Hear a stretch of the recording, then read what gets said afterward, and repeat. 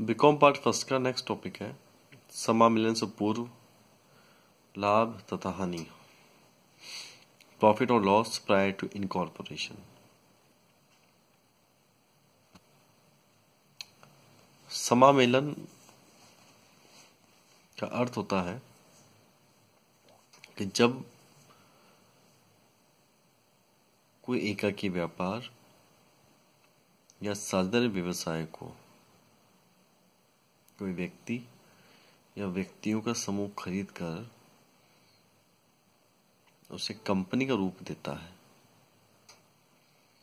तो ऐसे कंपनी व्यवसाय को व्यापार क्रय कहेंगे। लेकिन ये जो व्यापार क्रय का जो प्रोसेस होता है उस प्रोसेस को हम कहते हैं समामेलन। फॉर एग्जाम्पल, आपने एक कंपनी या एक व्यवसाय खरीदा। आपने यह व्यवसाय 1 जुलाई को खरीदा।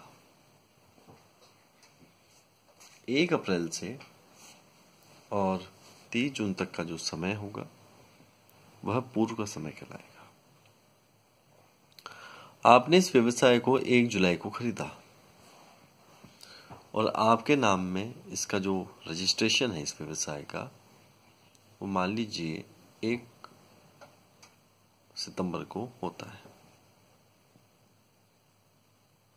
वापस मैं बोलता हूँ डेट्स। आपने एक व्यवसाय को खरीदा 1 जुलाई को, आपके नाम में रजिस्ट्रेशन हुआ 1 सितंबर को। इस वर्ष में अप्रैल, मई और जून 3 महीने का जो समय है वह कहलाएगा पूर्व का समय। आपने व्यवसाय खरीदा 1 जुलाई को, समामेलन हुआ 1 सितंबर को, तो जुलाई और अगस्त का जो समय है वो कहलाएगी समामेलन की अवधि।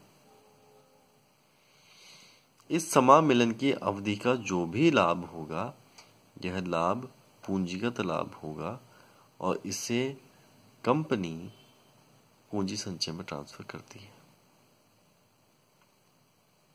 एकाकी व्यापार को या साझेदारी व्यवसाय को खरीदकर कंपनी के रूप में उसको स्थापित करना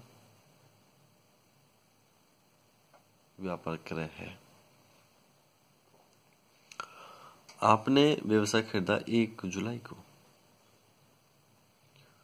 तो 1 जुलाई से पहले के जो 3 महीने हैं अप्रैल, मई, जून वह पूर्व का समय कहलाएगा, पुराने व्यापारिक लाभ कहलाएंगे। आपने व्यवसाय को खरीदा 1 जुलाई को, आपके नाम में परिवर्तन हुआ 1 सितंबर को, तो जुलाई और अगस्त का जो समय है उसे कहेंगे समामेलन से पूर्व की अवधि। 1 सितंबर से लेकर और वर्ष खत्म होने तक, वित्तीय वर्ष समाप्त होने तक के जो अवधि के जो लाभ हैं उन्हें हम कहेंगे सामान्य लाभ। 1 सितंबर के बाद में सितंबर, अक्टूबर, नवंबर, दिसंबर, जनवरी, फरवरी और मार्च 7 महीने के जो लाभ हैं, इन 7 महीनों के लाभों को हम कहेंगे, इन 7 महीने के लाभों को हम कहेंगे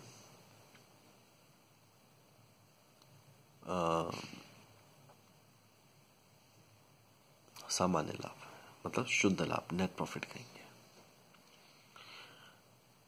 समामेलन की जो 2 माह की अवधि थी उस 2 माह की अवधि के लाभों को हम पूंजी संचय में ट्रांसफर करते हैं, कैपिटल रिजर्व है। और 1 सितंबर या उसके बाद के जो लाभ है, 7 महीने के जो लाभ है वह शुद्ध लाभ है, नेट प्रॉफिट है और फिर व्यवसाय के लाभ माने जाएंगे।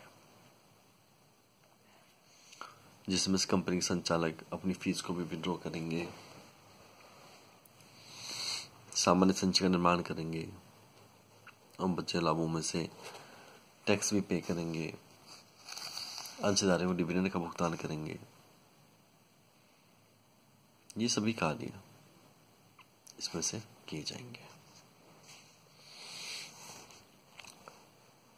अब कंपनी के बाद 2 प्रकार के लाभ हैं।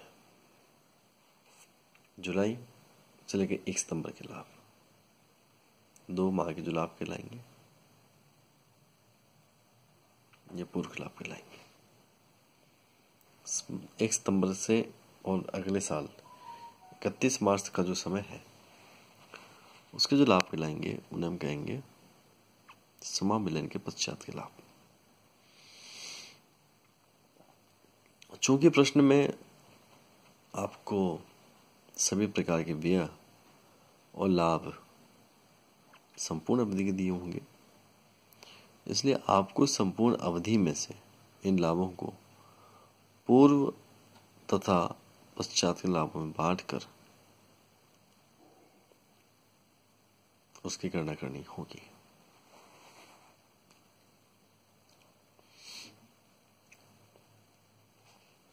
अगर हम समामिलन के पूर्व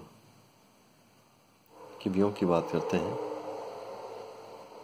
तो पूर्व के व्यय में शामिल करेंगे, पूर्व या पश्चात के अगर व्ययों की बात करते हैं तो कुछ व्यय ऐसे होते हैं जो समामिलन के पूर्व के ही व्यय माने जाते हैं। जैसे अब समामिलन से पहले जो व्यापार था वो या तो एकाकी व्यापार था, साझेदारी थी, क्योंकि एकाकी व्यापार या साझेदारी को ही आप खरीद कर कंपनी में परिवर्तित करते हैं। तो कुछ व्यय पूर्व के होंगे, जैसे स्वामी का वेतन, सैलरी ऑफ ऑनर, व्यापार के स्वामियों पर पूंजी का ब्याज, interest on capital, interest on drawings. तो ऐसे खर्चे जो 1 अप्रैल से 30 जून के खर्चे थे, 3 माह के खर्चे थे, जो संचालकों, जो साधनों से संबंधित व्यय हैं, एकाकी व्यापार संबंधित व्यय हैं, वे पूर्व के व्यय माने जाएंगे।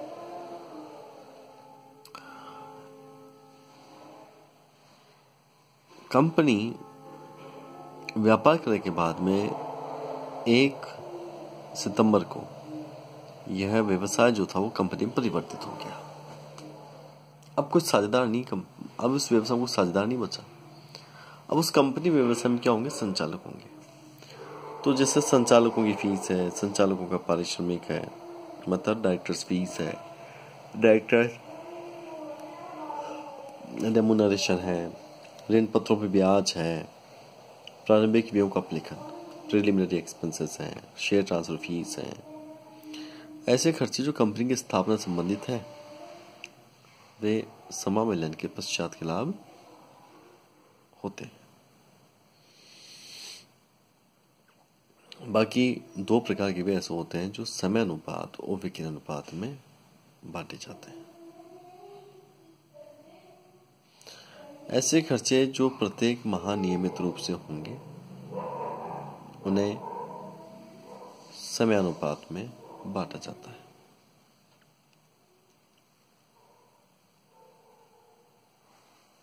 एक जुलाई को व्यवसाय खरीदा, समामिलन हुआ 1 सितंबर को,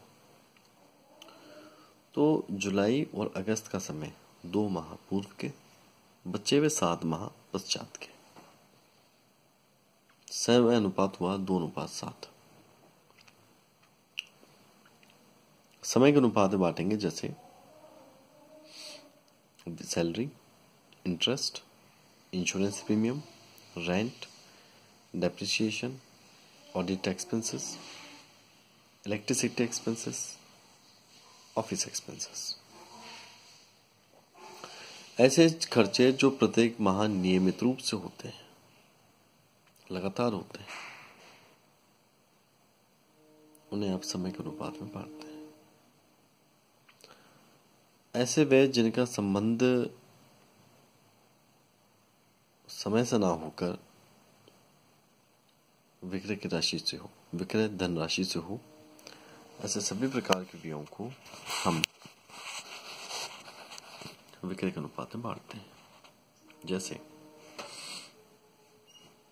जुलाई और अगस्त में 2 माह में जो बिक्री हुई वो सेल्स को ले लें, और बाद के 7 माह में जो सेल्स हुई उसको ले लें। पूर्व के पश्चात की सेल्स को आप काट कर जो अनुपात निकालेंगे उसे आप कहेंगे सेल्स रेशो। विक्रय अनुपातों में या विक्रय के अनुपात में हम सेल्स से संबंधित यानी विक्रय से संबंधित व्यय को बांटेंगे। जैसे एडवर्टाइजमेंट एक्सपेंसेस, विज्ञापन व्यय, विक्रय कमीशन, सेल्स कमीशन, विक्रय प्रतिनिधियों का यात्रा व्यय तथा वेतन, salary and expenses of sales representatives, विक्रय वापसी, सेल्स रिटर्न, देय बट्टा, डिस्काउंट अलाउड, डूबत ऋण, बैड डेब्ट्स, पैकिंग व्यय, पैकिंग एक्सपेंसेस, जावा गाड़ी भाड़ा, कैरेज आउटवर्ड एक्सपेंसेस, डूबत ऋण के लिए आयोजन, प्रोविजन फॉर बैड डेब्ट्स। ये ऐसे व्यय हैं जो सेल्स के अनुपात में हमेशा बांटे जाते हैं।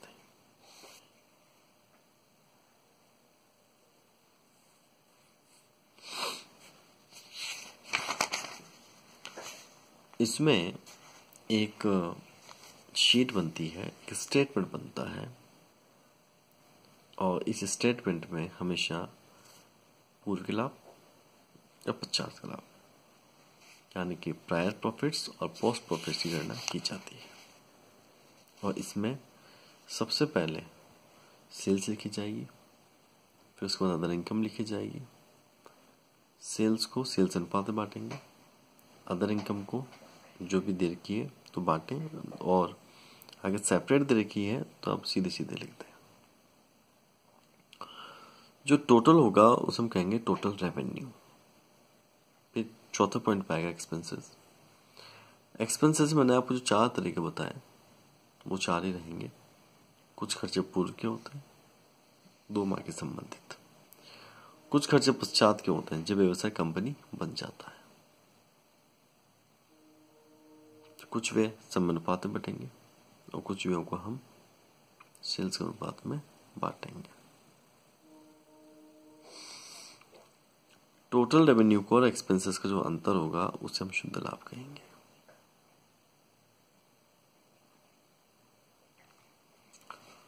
पूर्व के जो लाभों की जो गणना होगी या जो हिस्सा निकल के आएगा उन पूर्व के लाभों को हम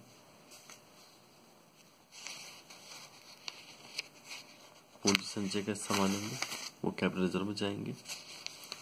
और जो पश्चात के लाभ होंगे उन पश्चात के लाभों को हम सामान्य लाभ मानेंगे, जिसमें से हम टैक्स पे करेंगे, डिविडेंड चुकाएंगे, कंपनी के संचालकों को फीस का जो भी उनका कमीशन है उसका भुगतान करेंगे, तथा शेष लाभों को हम सामान्य संचय जनरल रिजर्व में ट्रांसफर करेंगे या फिर बैलेंस शीट में रिजर्व सरप्लस की हेडिंग में उसको लिखा जाएगा। इसमें एक समस्या आती है स्टॉक की, कि अब स्टॉक को कैसे मैनेज करेंगे। यहां पर ओपनिंग स्टॉक तथा क्लोजिंग स्टॉक को का अंतर लिया जाता है। क्लोजिंग स्टॉक में से ओपनिंग स्टॉक को घटा दें, यदि प्राप्त राशि प्लस में है तो प्लस में बांट दें, यदि प्राप्त राशि माइनस में है तो माइनस में बांट दें। वही विक्रय अनुपात रहेगा, सेल्स रेशियो रहेगा पूर्व पश्चात के हिस्से के अनुसार।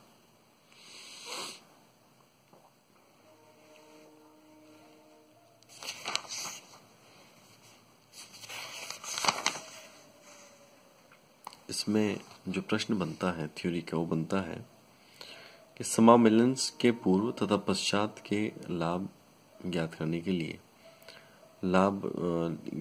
लिए कौन कौन से व्यवहार होते हैं। या समय मिलने से पूर्व और पश्चात लाभों से आप क्या समझते हैं, इसका विस्तार पूर्वक वर्णन कीजिए। इसमें आपको इसका अर्थ लिखना होता है, अनुपात लिखना होता है और वियोग को ध्यान से समझाना होता है। धन्यवाद।